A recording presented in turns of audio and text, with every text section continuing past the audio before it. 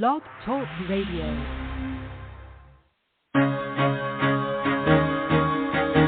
Carol the Coach. Sex, love, and relationships. We talk about it here. Carol the Coach. Compassion with contemporary relevance. I am a psychotherapist. I can be your personal life coach, and I can help you with your issues. There are no problems too small or too big. You can talk about anything. Speaker, columnist, radio TV host, and commentator. Carol the Coach brings messages of wellness and empowerment within reach of everyday people every day. Almost 5 years ago, I lost my soulmate in an accident. He was killed in a plane crash. Life just, for me, has seemed to stop. There are groups all over the city. I teach one. It is a specific way to start thinking so that you shift how you see the world, which then shifts your energy, and then you feel better and you actually see things differently. Carol the Coach. Always available, too, at carolthecoach.com. Now, I've got Russell on the line. I'm 47 years old. I'm a truck driver. I am married. I have a wife in San Francisco. Okay. I haven't been home in 6 months. My thing is, I don't know if I have a sex addiction or what the problem is. Why do I want what I can't have? And as soon as I can have it, I don't want it anymore. You're right on target when you say, I don't know if I have a sexual addiction. Well, guess what? Yes, you do. And you know what? That's my specialty, Russell, so you're at the right place. Continue. I meet women online, and I'm in a different part of the country. I travel all 48 states, so I love sex. I hear self-esteem issues. You never felt good enough, and you didn't feel like you were getting what you should have then, and you're reenacting that now. Do you want to change that about yourself? You get what you need.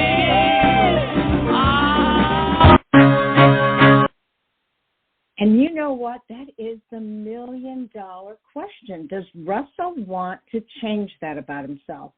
Because I'm telling you, any of these behaviors that have created a lot of muscle memory, well, that depends on creating new muscle memory.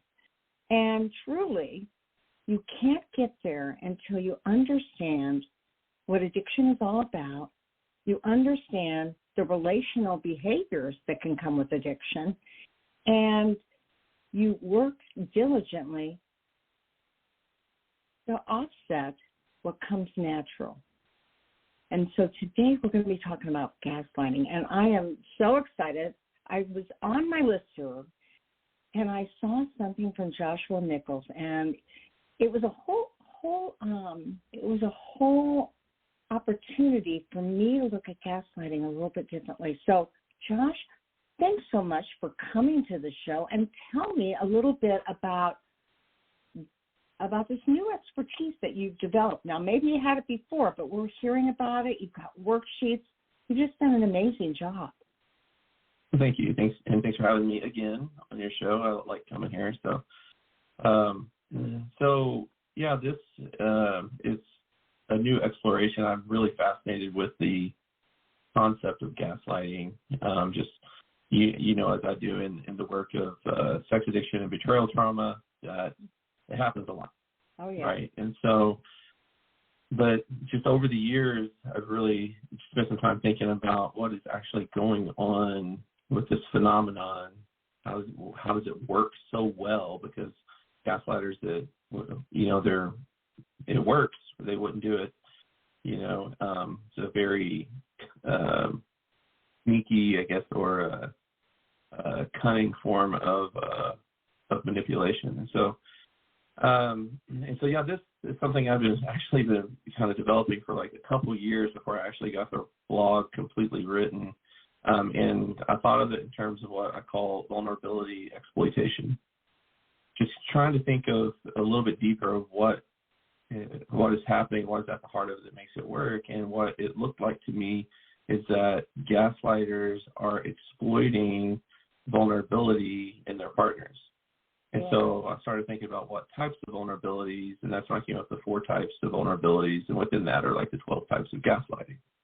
Yeah, and so that is the definition from which you come, that it's vulnerability exploitation. And if we look at addicts in general, they may use gaslighting, obviously, to hide their addiction and to make their loved ones think that they're the ones with the problem instead of the addict.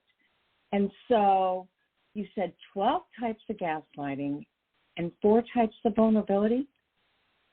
Right, 4 types of vulnerability exploitation, yeah. Okay, so can you go into that a little bit? Because I bet most of our listeners have not thought about it as vulnerability exploitation. They've thought about it as manipulation, which you do too. But tell us about that definition and those 4 types. Okay, so we typically kind of the lay way of thinking of gaslighting is what we've often talked about as crazy making. So making somebody feel like they're going crazy, questioning their own reality, and but I don't think a person has to step aside or in that moment of being gaslit feel like, I think this person is making me crazy, like, or am I going crazy? I think, sometimes it's just, just not trusting yourself. You might not even feel like you're going crazy, but it's basically is this person making me question something that's actually completely reasonable? Mm-hmm. And so that's actually a word that I have a lot of my clients put in their repertoire or a phrase for themselves is, I'm not unreasonable. And so because sometimes it doesn't reach a degree of feeling like I'm going crazy, but they are making me feel like I'm not being reasonable. And so, again, you had that as trust exploitation. Right, vulnerability exploitation. Well, it's vulnerability exploitation. Okay, and yet there are those 4 types. And I'm thinking about partners who trust their husbands until they know what they didn't know. Why would they think badly of their spouse? And so talk to us a little bit about men that exploit trust and men that, and women that exploit love. Give us a little more information.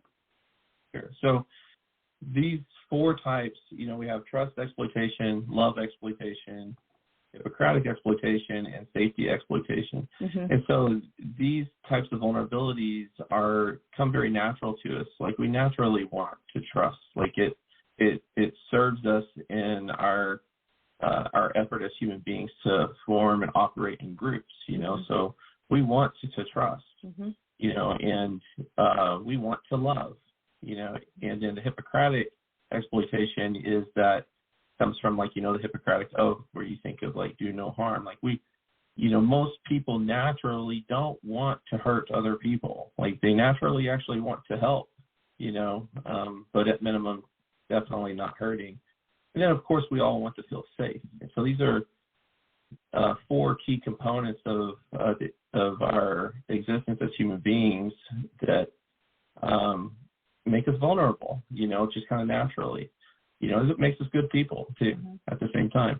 And so gaslighters, they, as you said, in effort to either hide the addiction or just keep their partners off their trail for whatever reason, they kind of gravitate toward these vulnerabilities based upon who their partner is, which ones they feel like that they could, manipulate the easiest, and which buttons to push, so to speak. Mm-hmm. And I think most partners that are gaslighting, they're not doing it consciously. It's not like they are sitting down and writing it out, and planning how they're going to do this. I often say, if that's the case, then you're dealing with a sociopath and you got another problem on your hands. Mm-hmm. And so, but most it's more of a survivor strategy. Well, yeah, and certainly sometimes it's a strategy to hide their addiction and keep the partner off track. That's true. And then sometimes I see it as a defense that they use.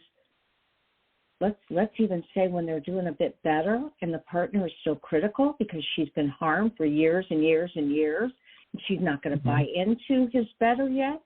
And then his gaslighting comes up and says, there you go again, making me feel crazy when I'm doing good work. And why would you do this to me? And it's that gaslighting experience and that Darvo experience. where he's reversing the roles on her, and he's the victim and she's the offender. Right. But I do hear, and I won't be popular for this, but I do hear sometimes partners who, when their husband understandably or not understandably disagrees with them on something, she says, "Don't gaslight me.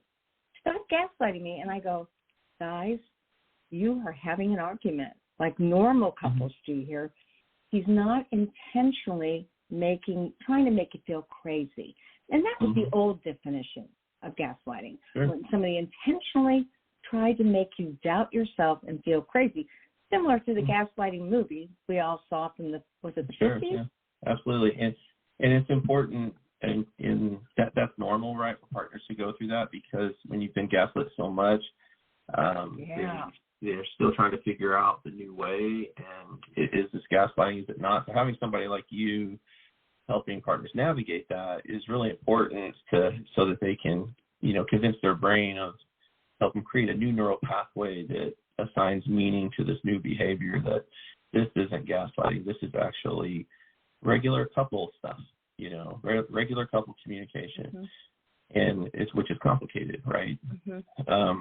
But you mentioned something, you talked about the basically making themselves the victim, and that actually is part of the Hippocratic exploitation, which I see that a lot. And that's actually one of my favorite ones to talk about, because it's how the gaslighter manipulates blame.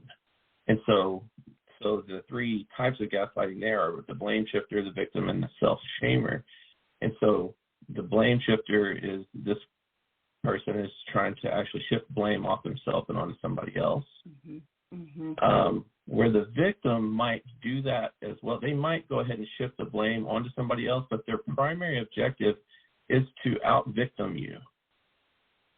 So they might need to shift the blame onto somebody else in order to do that, but that's not their primary objective. They want to be, like I said, they want to rise up in their victim status and use that. And then the self-shamer is kind of being manipulative toward your feelers by just dogging on themselves really hard, and so it might sound that one is kind of, in my opinion, one of the more complicated ones. I want to say the word sinister, but I don't like attaching that word too heavily to people. But it's just the reason why it's so complicated is because they probably do feel bad about themselves, but intuitively they know that their partner loves them and cares about them and doesn't want them to hurt and suffer, and so they go deep with it, like, I'm just a terrible, terrible person, I'm a piece of you-know-what, and then they're playing on these feelings of the partner to shift them away from feelings of anger and hurt, or even something as extreme as contempt, into like feeling bad and trying to get them to take care of them in a way. And I'll call that out. I mean, I see that in my office. I'll call it out as soon as it happens and say, like, you can't do that. I know you're hurting. I know you feel bad. But you're basically asking her to take care of you right now. And we don't want to ask her to do that right now. Well, I love that, because, in your article you say that, psychopaths and sociopaths don't have authentic guilt and remorse. And yet you just described a man who would appear to have authentic guilt and remorse, so much so that they express all this disdain for themselves to actually get the partner to take care of them. Right. And although that's not necessarily a sociopath or a psychopath, that's probably a strategist and a survivor and a manipulator. Right. And yet sometimes it does happen naturally. Don't even know what they're doing. And so you call them out on it, right? At the same time, I do think they're kind of weaponizing their own authenticity to make it work, right? So, as you said, I think I'm not sure. I haven't done research on this or anything like that, but I would imagine that a sociopath or psychopath who really has a lot of trouble with authenticity in the world of empathy, you know, in feelings, that I would imagine that it would be a lot harder to sell in that sense for them to really convince a partner to feel bad for them. I'm not saying they couldn't do it, but I think, you know, a partner that truly does feel bad for the injury that they have caused, you know, they'll dive into that, and then they unintentionally kind of weaponize it as a way to shift away from, you know, facing the real emotional consequences of hurting someone like that. Yeah, and for my listening audience, I am talking with Joshua Nichols, and he is in practice. He works with couples, he works with families, he works with addicts. The name of his practice is Family Solutions Counseling, and you can get this free PDF download on his site. Now, your actual website, can you give it to us? Yes, it's FamilySolutionsOK.com. Okay. And they just click on the blog link, and it's right at this juncture, it's at the very top. And Josh actually has a podcast. Well, you've got a podcast, right? And you've got video blogs. And when you look at them, you go, this guy looks like he's going to be a comedian. I mean, he's got that face that looks like he's just going to share hundreds of jokes all at one time. But you are serious about helping couples work out of this, and especially helping partners to understand, some of which from your work with Michelle Mays, but, you know, one of those videos is 7 Signs of Gaslighting, Reclaim Your Sanity / You're Not Crazy, or How to Put a Stop to Gaslighting for Good, How to Stop a Gaslighter on Recovery TV. So how can they see these videos? Because they're really well done. Oh, thank you for that. They do take a lot of work to do, I will say.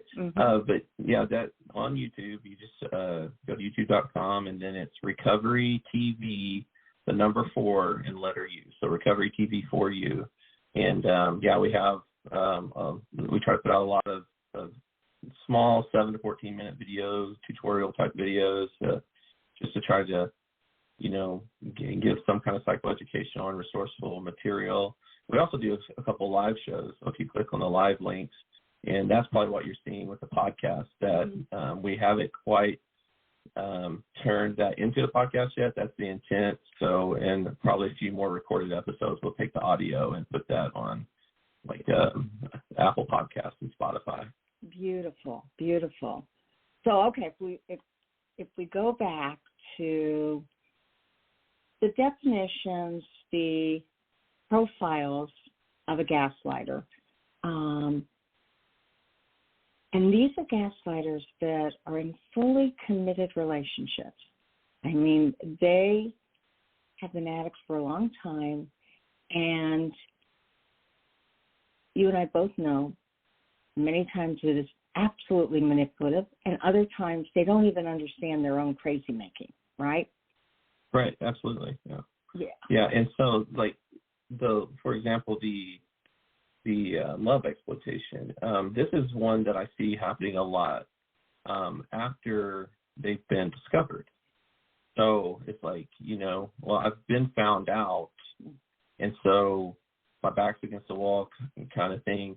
And so I will often see, as you know, a lot of addicts are charmers, you know, and then, of course, there's the normalizer and the persuader. And so, you know, so I've been caught, and so I might use my charm to be like, hey, you know, it's me, babe, it's me, you know, or normalizing it as, you know, like, why are we making a big deal out of this? Everybody does it, or something to that effect.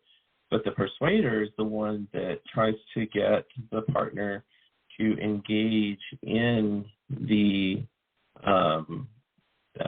unsettling, you know, acting out with them, you know, and you've probably seen a lot of partners too that have thought that that's just what it means to be a good wife or a good husband, is to step so far outside of my comfort zone that I actually feel like I'm doing something in violation of my sexuality.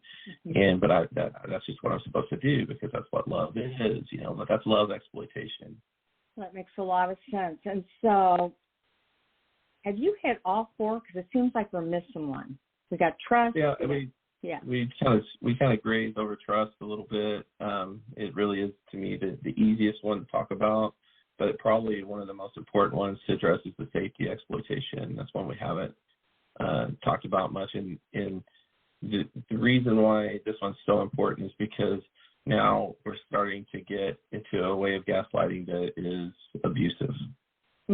So the three types, and there's the violent intimidator, the non-violent intimidator, and the forsaker. So something to keep in mind is, like, for example, violent intimidator. It's violent intimidation. There's not violence yet happening, but it is the threat of violence. So these are people that, will use their anger in such a way where they might throw things or break things. And, and if somebody gets that angry, they, I must have done something wrong. It must be me, right? The nonviolent intimidator is the one that uses their confidence and their pride in a way that creates that intimidation in their partner, and it's a little bit more subtle, to identify. And all this again is outlined in the article. But the forsaker, this was the last one that I came up with, and this was actually with help of my business partner, Carrie Tiger, who's also a CSAT and a therapist. And she brought up that, one that she's noticed a lot in working with partners is when they threaten the absence of self, basically, against the partner. So in other words, how are you going to make it without me? What would you do? You can't do this without me, and it's threatening to forsake them and leave them high and dry as a way to manipulate. Got it. Okay, and so, again, you are seeing these strategies come out purposefully and some unconsciously. And how does your experience with the addicts go as you begin to point out these behaviors? Probably as well as you might think. It's definitely not fun for them to hear. But, and then some are more reasonable with it based upon, kind of their level of wherewithal and also denial, I guess. But the biggest benefit I've seen with this has actually been with partners, for them to be able to look at this and go, that's exactly what's happening. Like, this is happening, this is happening, this is happening. And they already know a lot of times at this point that their partner gaslights, but this kind of can really help illustrate, or at least bring to light, the depths of the gaslighting, and it gives a name to it. Yes, they do this one, do this one. I've had partners that have come back after reading the article or looking at the diagram that I created, and, just have a sense of relief and empowerment. And some have even sent it on to other people they know, like, you got to look at this, you got to read this. And that's, the whole point of doing this is to, just try to just take a little more pain away, to empower people a little bit more and help them, rearrange their lives, reorganize so that they can have, lives and relationships that are healthy and meaningful. Well, yeah, you can't, I remember in my high school, sign over the principal's office that education is power. And then you used the empowerment word, and you said this is used to empower the partner. And being a couples therapist that really believes that eventually when he can help her heal and they can work on that together, the expedience of of their work promotes healing at a much better rate. But they don't know what they don't know. And I know you've got some links to, what is a narcissist, what is a sociopath, really to help them understand the differences. And once they see some of this stuff, whether it's the love exploitation, the trust exploitation, whatever, they're more likely to be able to call it out, and especially if they have a supportive person. Now, Josh, you are known in our community as being very partner sensitive. You always have been. And I remember asking Patrick Carnes back in 2007, for anybody who doesn't know who that is, he's the guru of sex addiction. He trained 6,000 of us now, not all personally, but started this institute, has written over 30 books. And I said, I'm not in recovery. I don't have a sex addiction, and I'm a female. Is that going to hurt? And he said, no, I think females are even sometimes more easily able to talk to you. And he goes, you don't have to be in recovery. And I agree with him. However, I do think it helps when you have a background of sex addiction or partner betrayal. I absolutely do. That's my personal opinion. I disagree with him. But what I find fascinating, and I know you have a whole clinic. It's not just you. You're not a one-man game. But when women can see you teaching them this information and empowering them, it's extra beneficial because you represent another type of man who is into enlightenment and is into gently reorganizing a couple so that they do live their best life. How long ago was it that you got into the field of, you're called Family Solutions, this couples work? This type of couples work was 2013 when I basically went for my first CSAT training, and it just opened my eyes up to a whole different world. And then, of course, the term betrayal trauma kind of started to come on the scene at that time.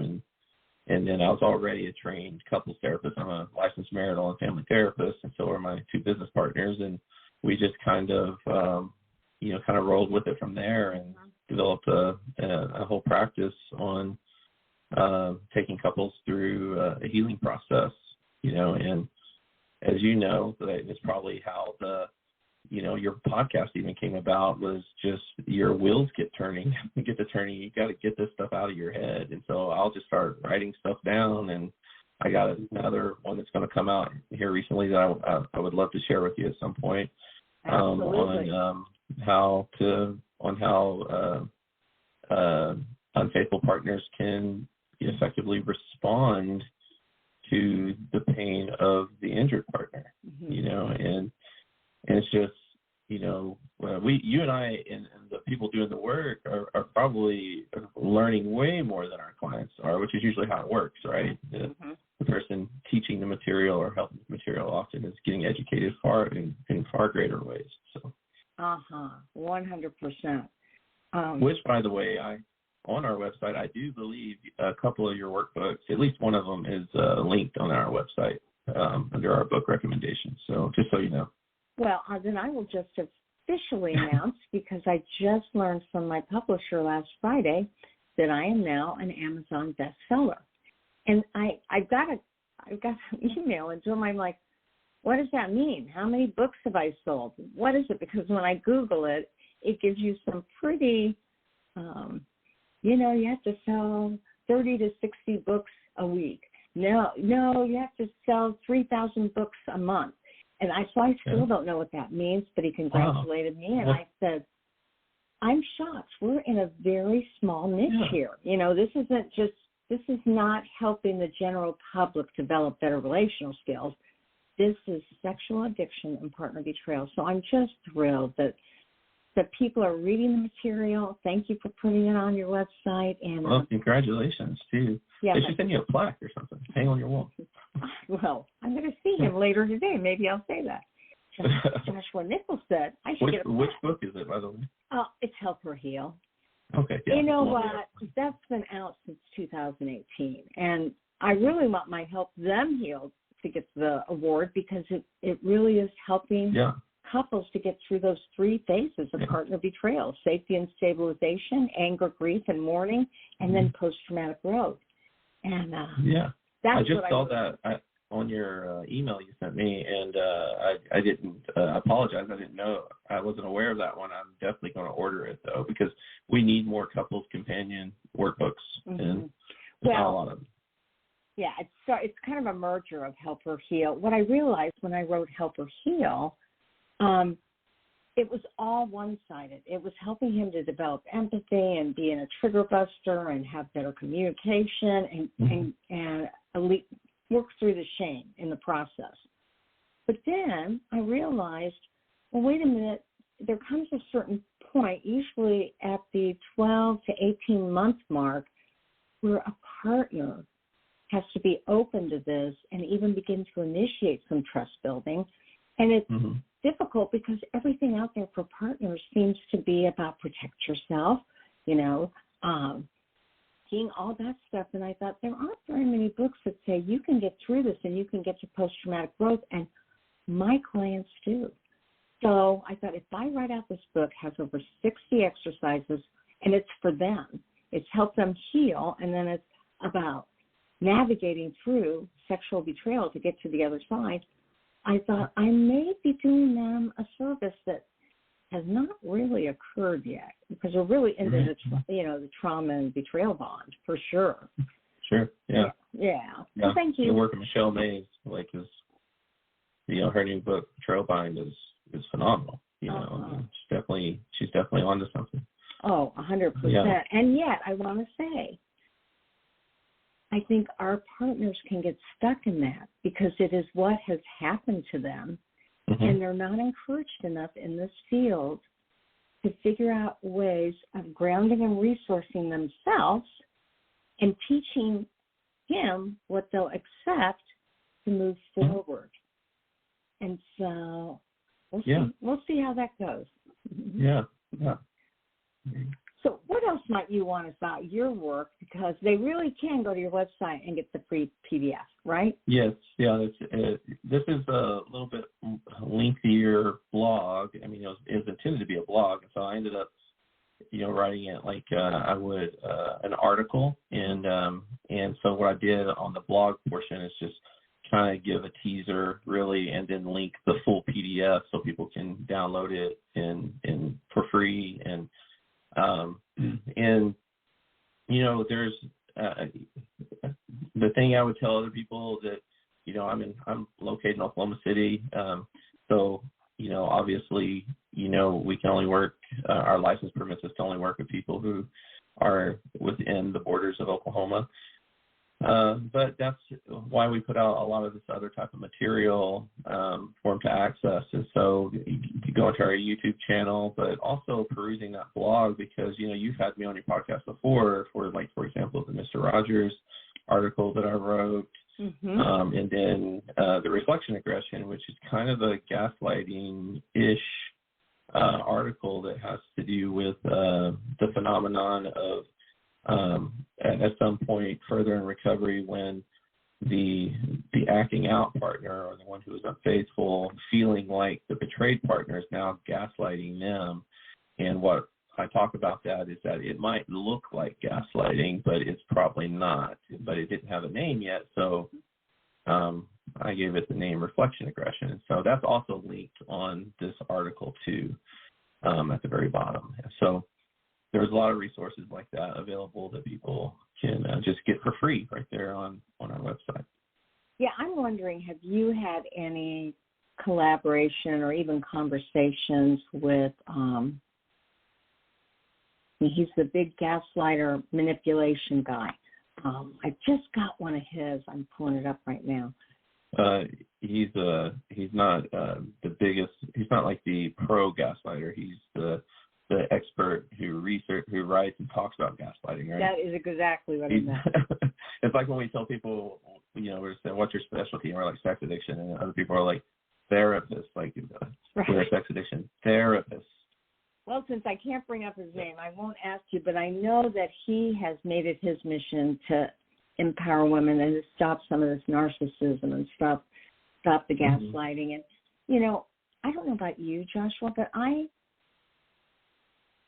when I got into this field, not everybody, many clinicians were saying, oh, this is a field where there's so much narcissism. And I thought to myself, addiction is narcissistic. And when they get clean, then they get healthier. And when they get healthier, they're not so self-absorbed or selfish. And I really believe that the majority of the men that we work with that are sex addicts and they want to get into recovery, they have their own problems, they have their slips and relapses, but they're good men that want something that's hard. And I say you've got to work on that individual recovery and that relational recovery simultaneously. Yeah. And that's a big thing to ask for sex addicts, even after they get out of that 90-day, 6-month fog. So what do you think? Are most of the men in your practice earnest? Do they want that integrity? Do they want to work on rigorous honesty? Yeah, absolutely. They want to be good men.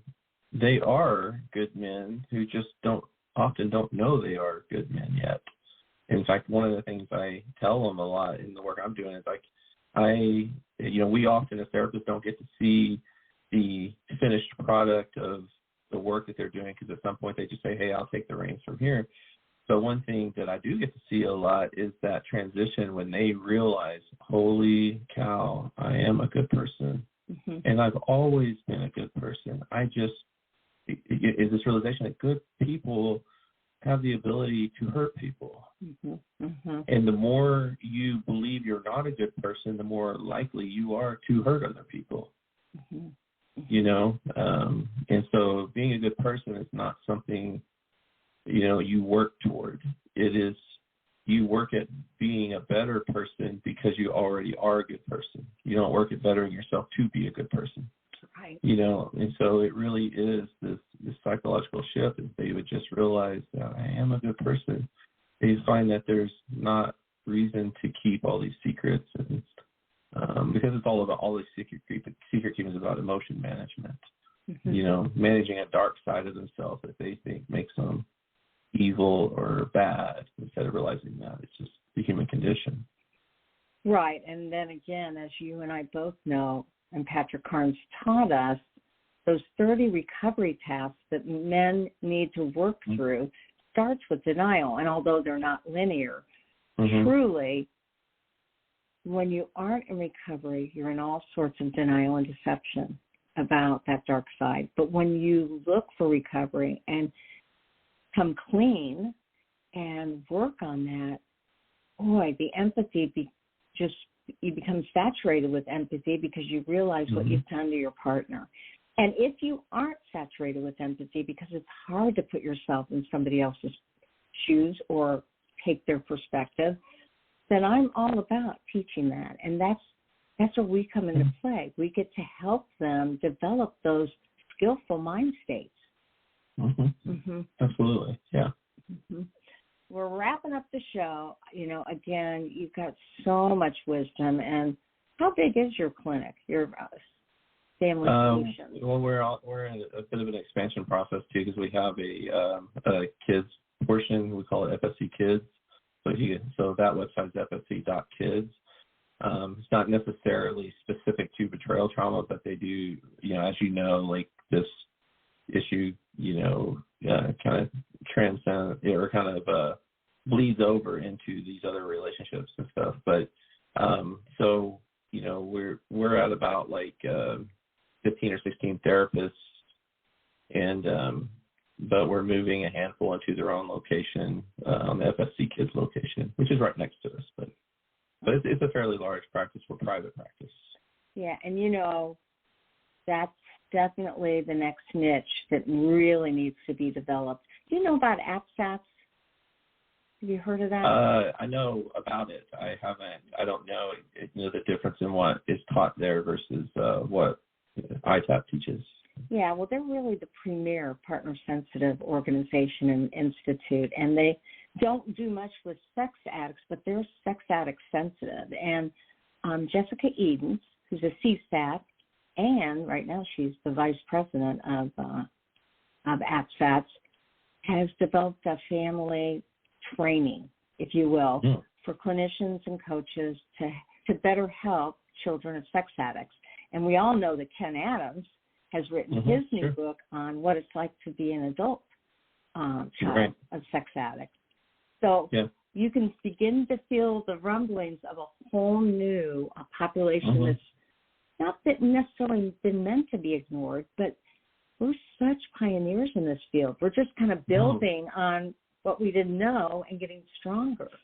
Yeah, no, I hearing you talk about it, like making my hair stand up on my neck, just thinking like, man, there's so many amazing clinicians in our field, so many amazing minds. And I look at all the work, and it's all so innovative. Like the work of Ken Adams with Mother Enmeshed Men, and Kelly McDaniels with Mother Hunger, the Betrayal Bind, all the partner healing stuff that you've done, and there's podcasts and certifications. There's so many great things happening in our field, and it's just, I feel so fortunate to be a part of it. Well, and I see us as pioneers, and that is what is exciting too. And I say, I hope the people can stand on my shoulders and better everything I've ever done, because that's what pioneers do. They get it started, and then brilliant clinicians, educators, whatever, make it better. Right. So thank you so much for doing the work you've done. And please, I hope that you go to his website. Give him the website again, FamilySolutionsOK.com. Right, and that OK stands for Oklahoma. Yep. And, look at his resources. This guy was meant to educate, and we would love to have you back on again. And I just thank you so much for the work you do. You're amazing. Thanks for having me. I hope to see you again soon. All right. You take her easy. Let yourself out of the room. I'm going to talk to my peeps for just a little bit longer. See you later. Okay, Josh Nichols with Family Solutions. Get that free download. He gave it to our community. You might as well have it too. I'm all about resourcing. That's what I love. And that's what we do. So I will see you next week for more Sex Help with Carol the Coach. And there will only be one of you at all times. Fearlessly have the courage to be yourself. If you haven't read Help Them Heal, it is 19 chapters that will get you over to post-traumatic growth. And I have an online course. If you go to my website, Sex Help with Carol the Coach, it turns into Help Them Heal. Just look for resources and products, really products first. And get the course and watch me teach you how to do this. I've got one for Help for Heal. I've got one for Unleashing Your Power. Well, not the book, but how to find post-traumatic growth if you're a partner. And then Help Them Heal. So thank you so much. We'll see you next week. And make it a good week for you, too. You can shift your energy. And I'll see you soon. Thanks for making Help for Heal a bestseller.